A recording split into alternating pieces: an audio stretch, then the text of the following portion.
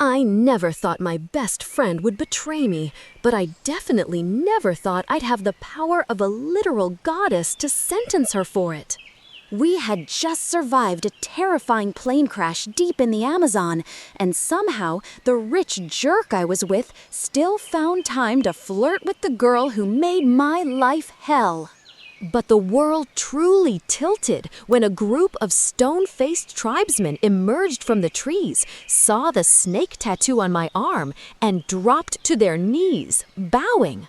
They didn't just think I was special. They believed I was Nina, the god their ancestors waited for.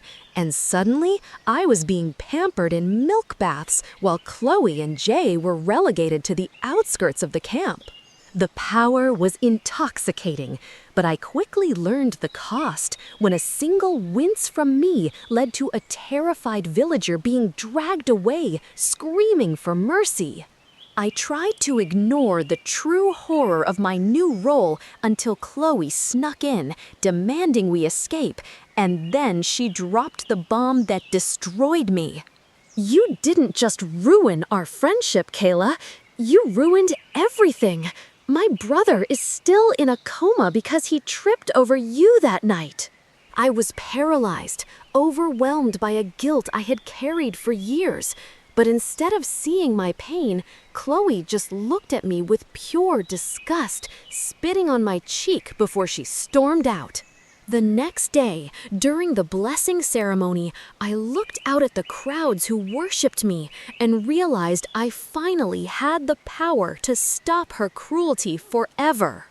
My hand rose, deliberate and steady, and I pointed directly at the pale, wide-eyed face of the girl who tormented me since childhood, Chloe.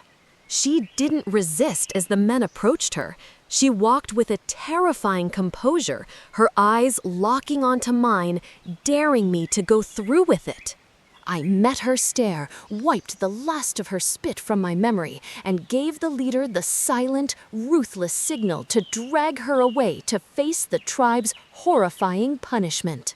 That night, chaos erupted as fire engulfed the village, but the leader, despite the devastation, ensured I remained untouched and adored.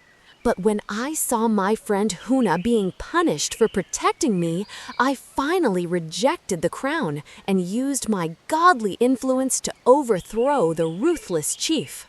I wasn't walking away from the mess I created. I realized that true power wasn't in punishing my enemy, but in teaching my people how to fight for their own freedom.